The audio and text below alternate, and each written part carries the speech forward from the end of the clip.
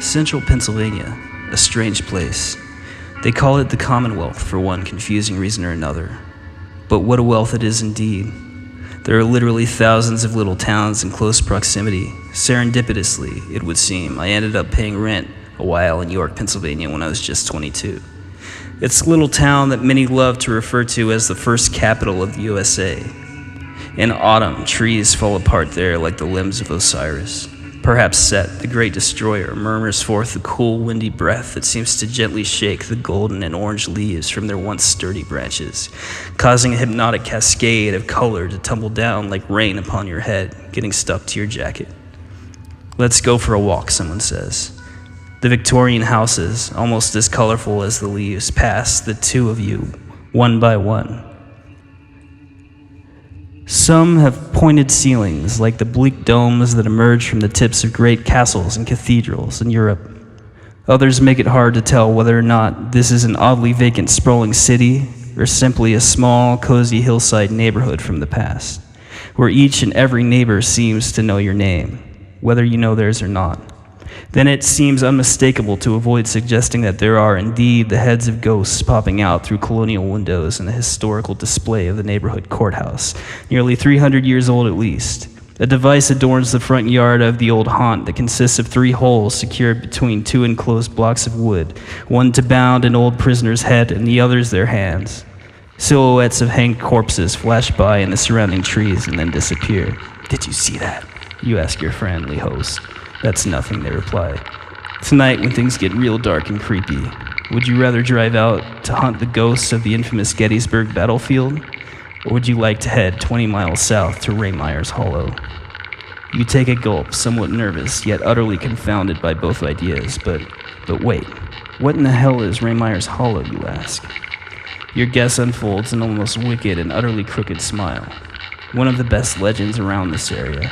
It's the old site where in the 1920s, a Pennsylvania Dutch powwow witch murdered another powwow witch over rumored hex. Then his body was lit on fire. Your mind is blown. This kind of thing is well known in Louisiana, but here? Here in the strangest place I've ever had to live, the vexing feelings that surround me they're real? There really are powwow witches in Pennsylvania? We are the Order of the Red Moon. We utilize occultism as a common field through which we tie together our favorite aspects of art, music, culture, and history through its most hidden undercurrents.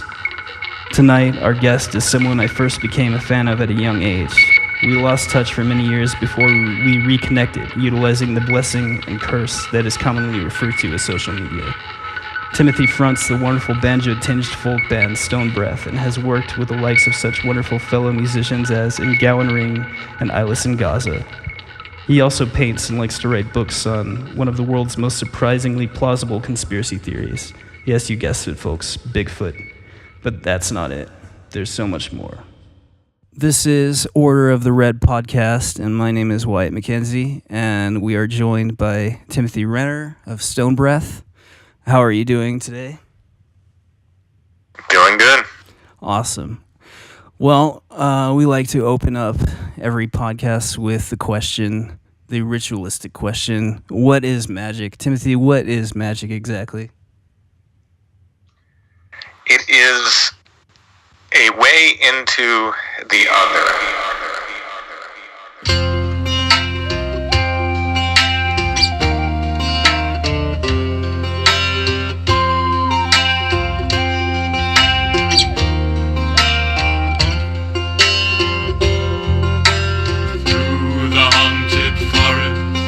Beyond the seventh gate, surrounded by a mist of ghosts, seeking an ill fate.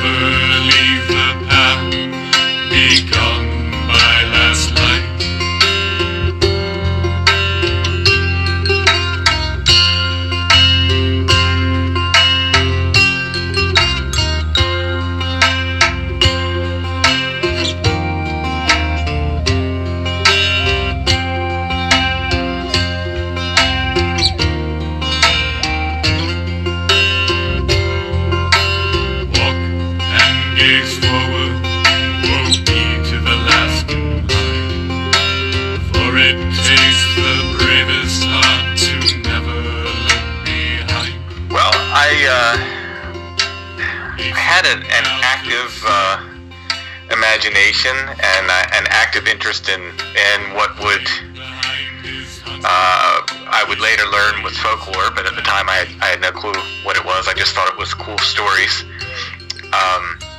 There was in my neighborhood, there was an older kid told me the story about it, and this is a complete fiction as far as I know. I don't think a witch was ever killed in the neighborhood, but I lived on a road called Dark Hollow Road. It was dark and spooky, rural road, and an older kid told me a story of a witch that was hanged on a tree, and this tree would creak. It's an old dead tree, would creak and moan every time the wind blew. And I remember him telling me that that was the witch's soul was trapped in that tree, and that was her saying spells, like chanting her spells, the creaking of the tree. I don't know if this is a story he made up or if it was a story that someone passed to him and he was passing to me. He died before I could ask that question of him. But that was a huge influence on me growing up, just the whole idea that there was this sort of witch entity that lived in the woods, literally kind of right beside me.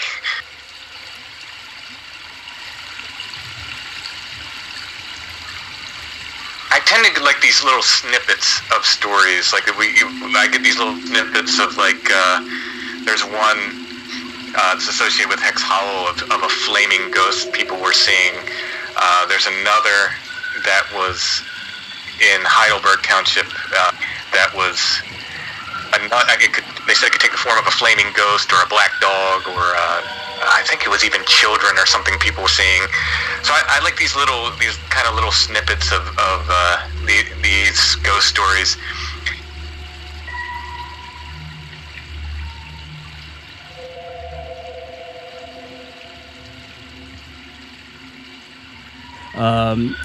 What do you think about the concept of family hexes? Do you have one in your own? I haven't looked it up, but you know, there's definitely some currents that run through the family that would make me curious to explore that possibility. What are your thoughts on hex magic? Is it powerful? I mean, is it something that somebody can always surpass, or does it become so strong that somebody's just doomed? Oh, I think you doom yourself, and someone can help you along. Yeah. And you would defeat yourself if more than anyone's curse will ever defeat you. And I think if anything plays into that, it's their curse is going to go ahead and help you down the path to your own destruction. I remember when I first got into these books years ago when I was young. I mean, yeah, you open a few doors and weird, dark things start happening, and if you follow that obsession, then you will like you said, you will help the person hex you, and it'll become this crazy ordeal in which obsession just kind of obliterates you. That's a good tie-in to Ray Meyer's Hollow, because and we'll talk about Ray Meyer's Hollow in a minute, but that's ultimately what happened, was somebody's own kind of egotistical, I won't say stupidity, but their just obsessiveness with this whole concept that they were hexed brought them to do way worse than actually hexing someone else. It brought them to murder, right? Oh yeah, I think in that case, Blymeyer, that fellow, he absolutely hexed himself. I mean, and he made it worse every step of the way. His obsession was absolutely a curse. Yeah. And it ended up being a curse that spread to others. There was a local man who was what we would call a Tower Doctor, it's a folk magic and faith healing tradition that's practiced in central Pennsylvania and Appalachia too. There's pockets of German immigrants and in southern Appalachia that practice powwow as well.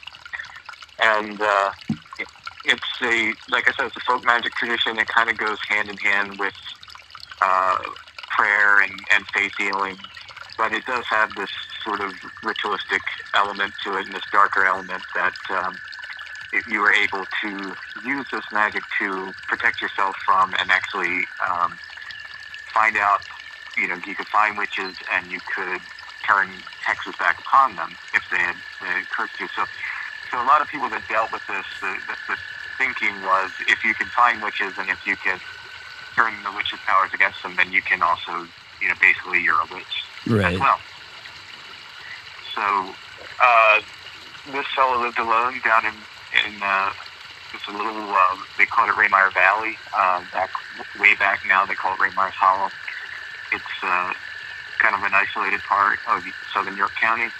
At the time, it must have been, we're talking 1928, it must have been really isolated. I mean, it's isolated today. Back then, it must have been completely rural. He lived by himself. His wife wouldn't even live with him. She said he was too damn peculiar, which is my favorite quote about Nelson Raymire. She didn't want to even live with him, so she lived in a separate residence. Wow. There was another fellow who worked and lived in York City, and he had a pretty hard life. He worked in a cigar factory, and he had tried several times to become a professional powwow doctor. At the time, in the early 1900s, we had storefront powwow doctors here. You could walk in and have someone, powwow for you, do this folk magic for you. A lot of times they were the primary care physician. This fellow Blymeyer, who had decided he had a curse put on him, he went to these various powwow doctors in the area and tried to find out who put the hex on him, until he came to a woman named Emma Knapp, or Emma Knopp. She went by, she had quite a few different aliases.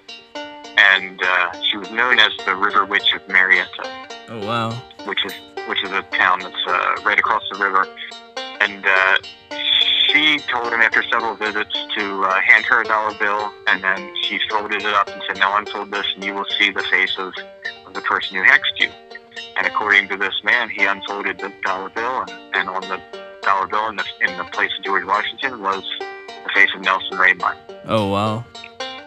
So he had the guy who hexed him, and she said, "Well, you got to get his hex book," which would have been The Long Lost Friend. That's the little book, most popular book that deals with this powwow and folk magic stuff. Right. You got to get his hex book, or a lock of his hair, or both, and bury them 6 feet underground, and that'll break the curse. So this guy's trying to get the nerve up to go down there, and in doing so, he decides that he's going to rope in some other people to help him. So he finds this other kid, this kid who's like 16 years old, I think, who worked in the same cigar factory as he did. Convinced this kid he was cursed. This kid had a bad home life. I think he had a really abusive stepfather, I believe it was. And convinced him he was hexed. And then they found these local farmers that were having a rough time. Their cows weren't giving milk and so forth, and they convinced them they were hexed, and it was all Nelson Raymire. So the group of them, the three of them, go to Raymire's house. The first night, knock on the door, demand to be let in. Raymire actually lets them in. They sit up all night. They talk. Not all night, but they sit up, late talking. He gives them food and drink and lets them stay the night. Gives them a place to stay.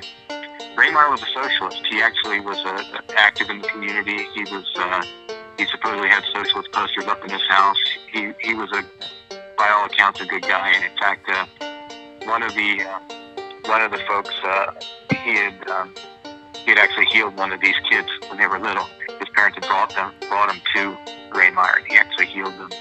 One of the ones that was actually involved in his. He'd healed one of the kids that turned on him. Yeah. Wow. So they wake up in the morning. He gives them breakfast. They leave. They come back the next night. He lets them in again, and that's when they attack him. They end up beating him over the head with a chair and a block of wood, and killing him eventually. They still didn't have the nerve to go, supposedly the basement's where he did his powwow, and that's where his book was. They still didn't have the nerve to go to the basement and get the book. Wow. So they lit him on fire and hoped the house would burn down. It just ran away. Supposedly one of them looked back and said they saw his his body kind of exit the house and lift into the sky. Wow. His, spirit body. But the one of his neighbors found him a couple of days later, and it was a huge trial. They called it the trial of the century. Right. It exposed. How many? I'm sorry. It exposed those hidden traditions of German folklore magic that people didn't even know existed in the country at that time, right? Yeah. It became a real. It's really kind of a sad thing because powwow became, as a result of this, they made those storefront powwow doctors illegal. They associated it with death source and of kind of hexing shame. So yeah, it just kind of turned into this whole death. They thought it was some kind of a voodoo death curse or something. Kind of. It was more the paper. These papers were coming from Baltimore and New York and Philadelphia, and it was like, look at these country bumpkins. They still believe in witches. Wow. And it was very much. It became a sort of source of shame. I believe the term "dumb Dutchman" originates from around this time. Okay. Which is ironic because no one here is yeah, Dutch. it's not Dutch they're, even. It they're is Deutsch. Pennsylvania Deutsch, right? Yeah. I always thought that was such a funny misnomer that it's just become a part of history to just say a mistake, I guess. Yeah, I think it was just somebody anglicized Deutsch to Dutch, and that was that. It's interesting. It's a very interesting culture and still kind of a hidden one. It is very shameful. Even when kids that I knew while I was there, when they talk about Raymeyer's Hollow today, it's still like, I guess, this dark place where evil happened, supposedly, and where if you go there, the ghost of, Nelson Raymeyer is going to be vicious or something. You're actually one of the individuals that I've met that has a very enlightened and different point of view on the subject, which is nice to hear. The story is very archetypal in a sense. It kind of it reminds me. To be honest, it reminds me of Jesus or Osiris, or it's basically it's the ultimate witch hunt that created a martyr. You really look up to Nelson Raymeyer as a kind of almost like you hold him in a high place, correct? I do. I think he was a good man. I think he healed his community. I think he cared about his community. He was some of the old papers. He was on the school board, I believe. He was, he cared, and I think he's been quite literally demonized by some people. Even some local people have written books about him. It's a very interesting culture and still kind of a hidden one. It is very shameful. Even when kids that I knew while I was there, when they talk about Raymeyer's Hollow today, it's still like, I guess, this dark place where evil happened, supposedly, and where if you go there, the ghost of, Nelson Raymeyer is going to be vicious or something. You're actually one of the individuals that I've met that has a very enlightened and different point of view on the subject, which is nice to hear. The story is very archetypal in a sense. It kind of it reminds me. To be honest, it reminds me of Jesus or Osiris, or it's basically it's the ultimate witch hunt that created a martyr. You really look up to Nelson Raymeyer as a kind of you hold him in a high place, correct? I do. I think he was a good man. I think he healed his community. I think he cared about his community. He was some of the old papers. He was on the school board, I believe. He was, he cared, and I think he's been quite literally demonized by some people. Even some local people have written books about him. And I went to see a talk by one of these guys, and the tone of the talk was almost like, oh, these poor kids that got accused of murder, their lives were ruined. But that bad Raymeyer, he was into some bad stuff. He was a witch, and it was really kind of sad to see because he wasn't the bad guy. There's in no way, no how was he the bad guy.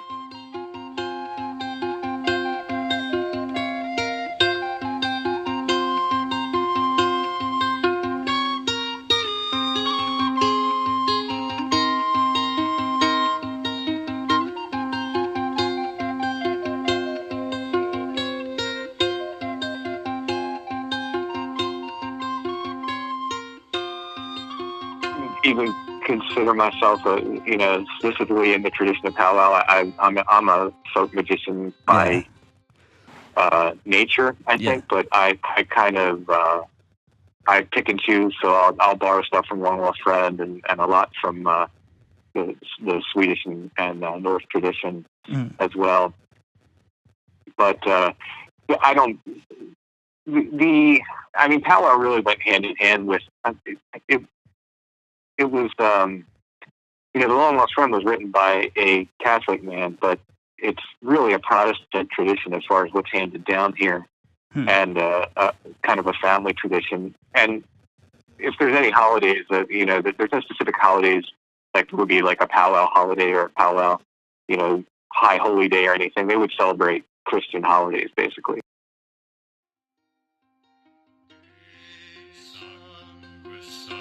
Are there a lot of people reading from Long Lost Friend and practicing these traditions right now in your area?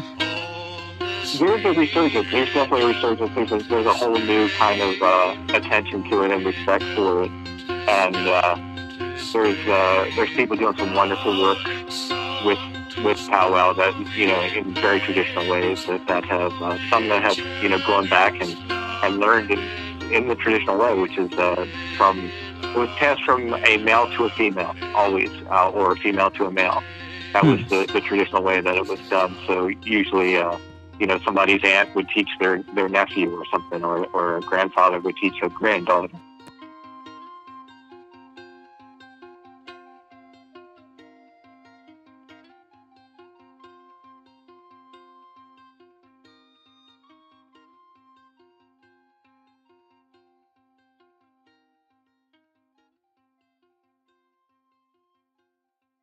I don't think it was so much formalized as that. I think in general they kind of kept an eye.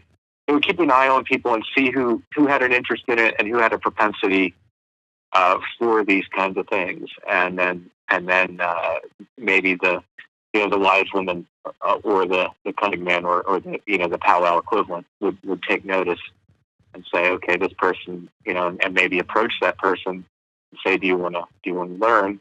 And other times it would be a person. Heard a lot of stories where people would, they'd find the Long Lost Friend, they'd find their aunt's copy of the Long Lost Friend or their dad's copy or whatever, and they'd start reading it. And then at some point they'd say, oh, if you're interested in that, you need to, you should learn from, blank, whoever it was. I mean, yeah, I think it took a big hit around that time. I think it was a lot more popular before the trial and before all the attention it got. But I think there are some, unbroken traditions. I mean, my wife's, her family, I think on both sides, but mostly on her mother's side, there was powwow.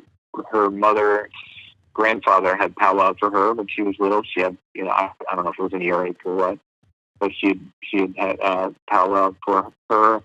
When she was interviewing people, one of the powwow doctors she interviewed, it was very interesting. In the course of the interview, you can hear on the tape, the guy thinks she's coming to learn powwow. He doesn't think he's being interviewed. He thinks she's interested and wants to learn. Yeah. So it was, this was 1970, so it was, it was still being practiced, and it is still practiced. And like I said, there's this kind of resurgence, and there's people who know a lot more than me about it. That have really kind of taken up this tradition and take it very seriously.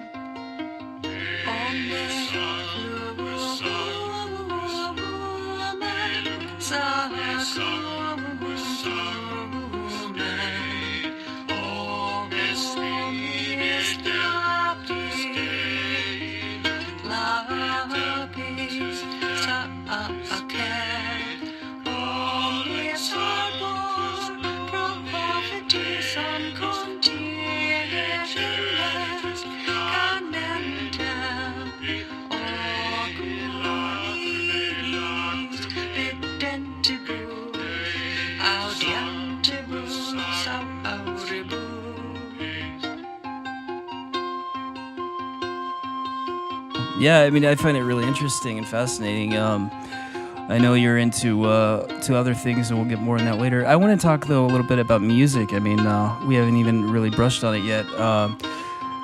So I mean, I've been a fan of the music for a long time, and it seems very obvious by even listening to some of the chord structures or just the energy bouncing off of the chords that there's magic involved, and that seemed evident way before I ever really knew directly that you were tied to magical traditions. Talk a little bit about your music and maybe how magic tradition ties into it. Well, I mean, I don't know that I ever, other than very recently, I did an album that was specifically meant to be used ritually. Okay. But that was, that was a very recent thing.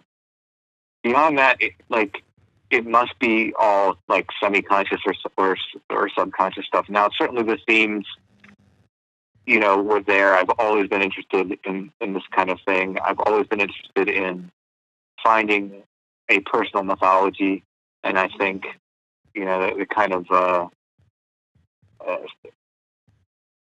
individual spirituality that goes along with occultism is going to find its way into that, right. No matter what. So if you're interested in like developing a personal mythology, that's gonna find its way in there.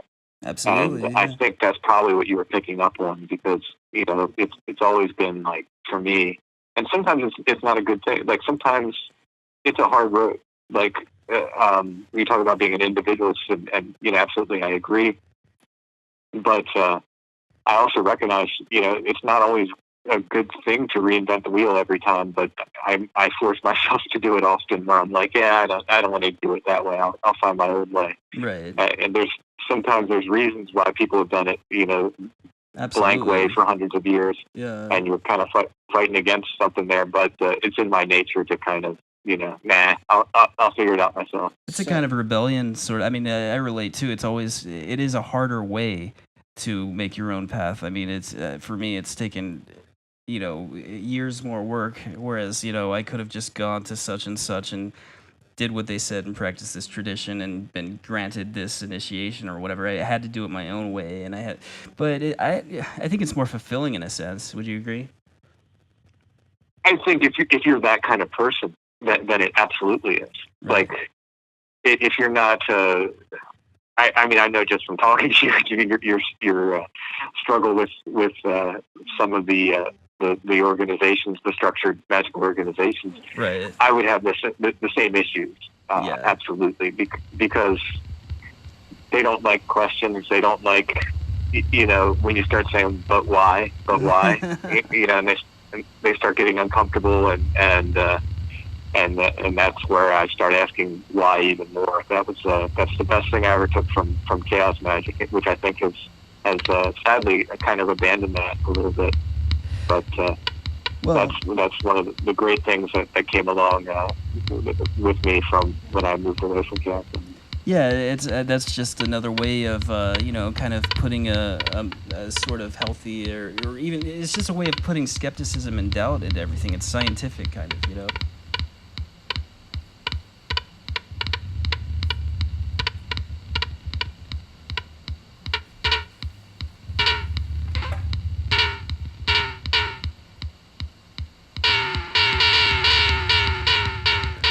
I like the idea of reinventing your own mathematics. I mean, that's something that my girlfriend Kim has actually widened my mind about.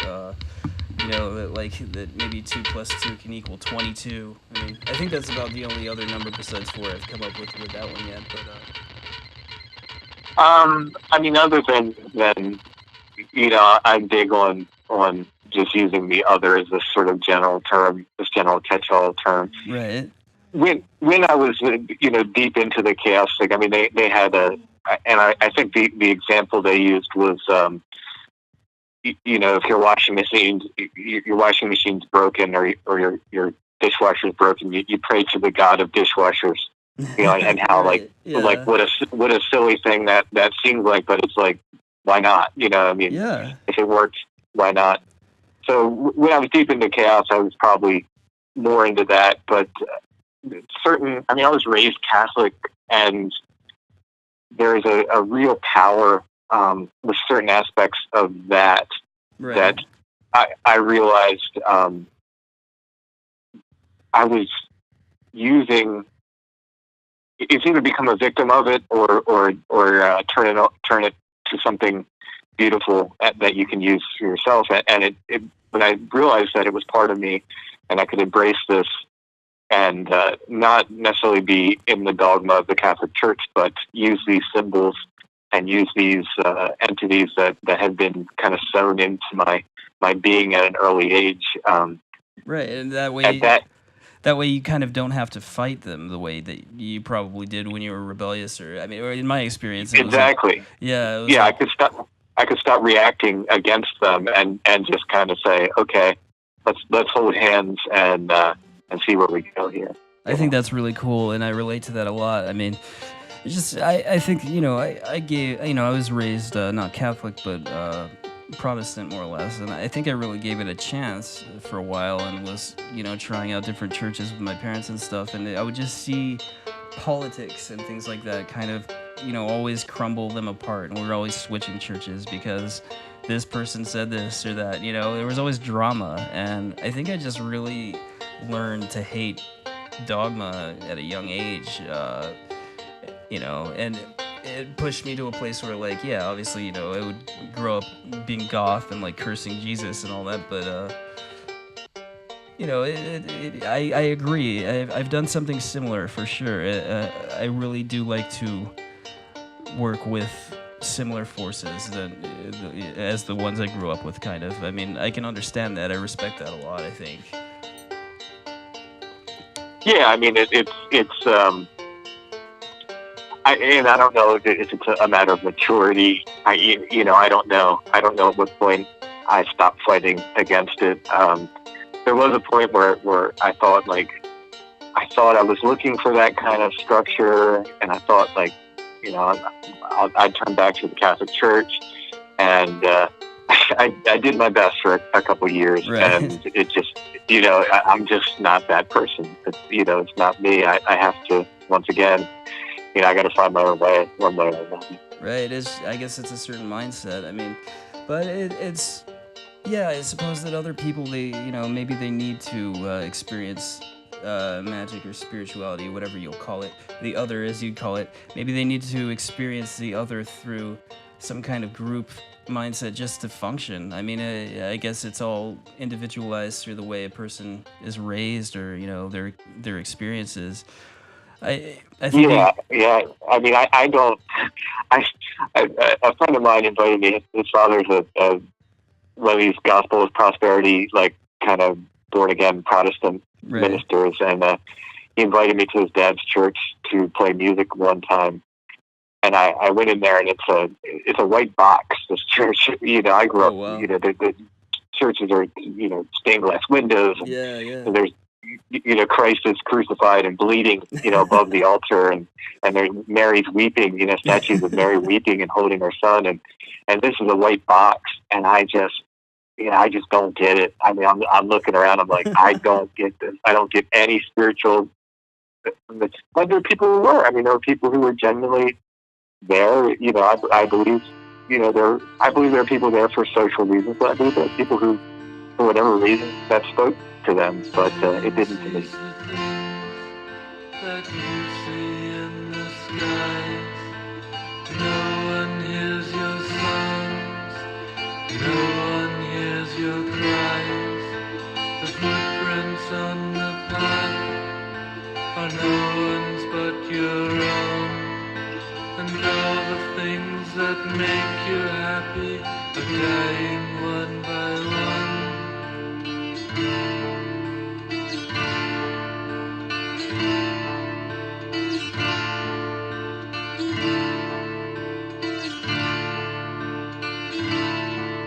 In sleep you know, in dreams you see, but as you wake, the answers slip away.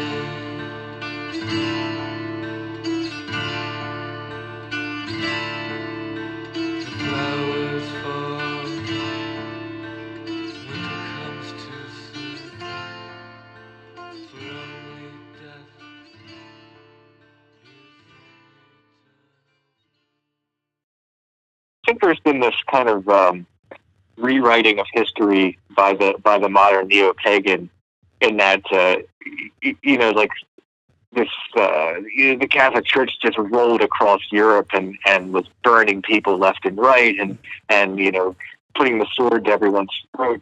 And yes, this did happen sometimes, Right. and it probably happened more than anyone would like to admit. But there was a wonderful story about Jesuit missionaries in Tibet. Okay. Now, Tibetan Buddhism is a very pagan Buddhism. It's not. Yeah, It's not. It's a bit darker. Yeah, but they recognize multiple deities. It's really paganism. It's really not like the Buddhism you find in India and it's nothing like it China, at all. for instance. And when these Jesuit ministers, they were trying to missionaries, sorry. Mm-hmm. When they were trying to convert the Tibetans, they were incredibly frustrated because they'd bring in, the statue of Jesus, and they'd say, he's God. And they go, okay, cool. And they put him up on the shelf next to all the other statues of all the other gods. Right. And they would like, but no, he's the one God. And they were like, cool, he's the one God, and then there are the other gods. And they found it insanely frustrating trying to convert these pagans. And I think that's probably more what it was like in Europe, as opposed to like burnings left and right and swords everywhere. I think it was probably more like, for most people, like, okay, he's your new God. And because most people aren't super religious. Right. Most people are just people. And if they roll in, they're going to say, okay, here's your new God. And they go, okay. And they put him right up on the shelf next to Odin. Here's something off subject. How many instruments do you have in your house, Timothy? Well, I'm sitting in the music room here, so that's 1, 2, 3, 4, 5, 6, 7, 8, 9, 10, 11, 12, 13, 14, 15, 18, 19, 20, 21, 22, 23, 5 to 6 or 7, 28, 29, 30, 31, 32, 33, 34, not counting drums. I tend to modify more than make, so I'll a big one for me is dulcitars. I'll make dulcimers into what's called dulcitars, of putting buzzing bridges on them, sometimes sympathetic strings, so they sound more like sitar. I've made lyres before, but my friend Paul Metzger has done that. He's made like harp guitars and harp hinges and stuff. So, yeah, I toured. I think I did two tours. It's been going right where we played in each other's band, kind of. So he would play his Red Hot, play his environment. Yeah, he's 100% like unique. Just he's a musician in his soul and always will be. And fantastic songwriter.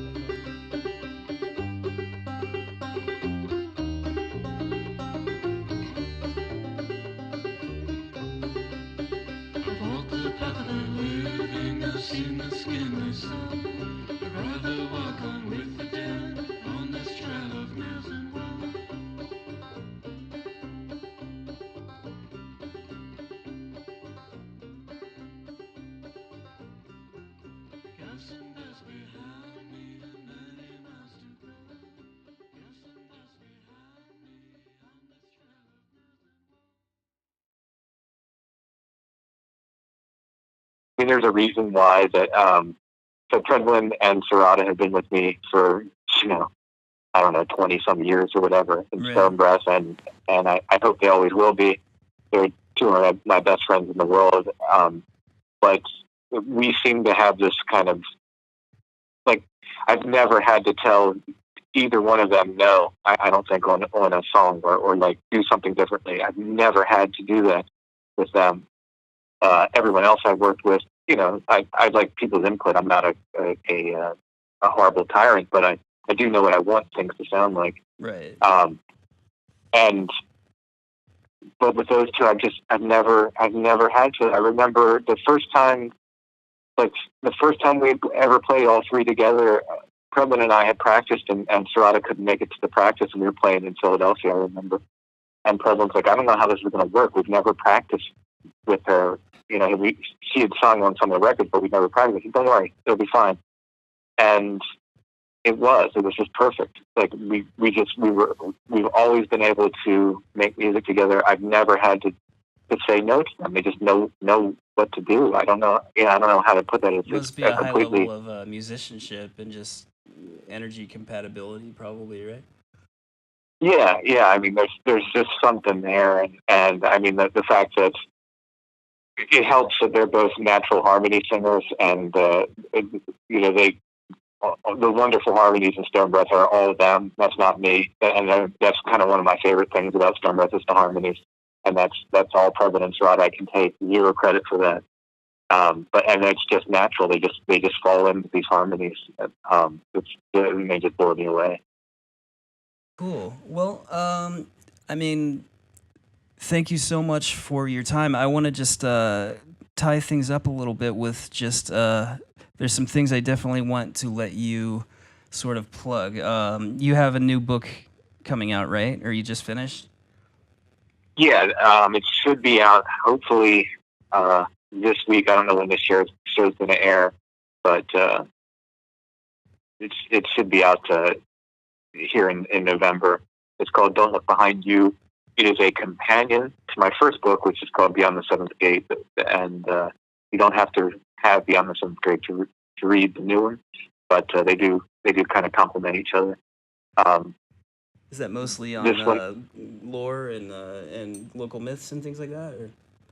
Well, Beyond the Seventh Gate looked into a lot of local lore, and specifically the idea of the Seven Gates of Hell and Toad Road. I break down that whole thing, and then that kind of the first half of the book has to do with that, and Hex Hollow is in there as well, the whole story of Rainmire, because that was one of the places that Seven Gates were said to be located before they were located on Toad Road. The second half of the book is just general like folklore from the area and weird sightings and cryptids and Bigfoot, et cetera, et cetera. Sounds awesome. And the new book is so after I published that, a lot of people contacted me with additional stories, and I add in my own stories as well. So the new book has a lot of kind of synchronicities and weird sightings and things that I've experienced. Oh, so it has more of your personal experiences. I'm sorry? It has more of your own personal experiences? Yeah, a lot more. Yeah. Okay, that's interesting. Any new music coming out? Yeah, I'm slowly working on a set of songs, which will probably be a solo thing I do. So we'll see what form this takes. But I noticed a few things you were doing, kind of like ritualistic performing solo in like haunted churches and stuff. Is that something that's still going on? Yeah, that's a series I've just called Live Alone, which is just me by myself, and I did one in a haunted church. I plan on doing some more in these different kind of either haunted locations or kind of interesting locations for whatever reason, kind of areas of power. And it's just me by myself. It's not I set up a mic and start recording, so it's not like there's an audience there or anything. It's just like live straight to tape or straight to digital. Cool. And you want to talk about your podcast a little bit? Sure. Strange Familiars, you can find that at strangefamiliars.com or wherever you listen to podcasts, and that's paranormal stuff for the most part. We do a little bit of true crime. We're right in the middle of a true crime series now called The Broken Circle. We do some weird history and some other stuff, but a lot of it's Pennsylvania focused, so it's the kind of Pennsylvania folklore I talked about tonight. We do a lot of that as well. It's a combination of like I go to actually haunted places or on cryptid investigations and stuff, and so there's on-site stuff, and then there's I interview authors, and then I interview witnesses to paranormal witnesses. So it's a good. I hope it's a good variety of stuff. Cool. Yeah. Well, awesome. I think that ties it up. Thank you so much, Timothy, for all your patience in doing this. It's been really, really awesome. Getting to do these interviews with you, and yeah, thanks for joining us a lot. Oh, thanks for having me. All right. All right. We'll talk soon. Thanks. All right, see you.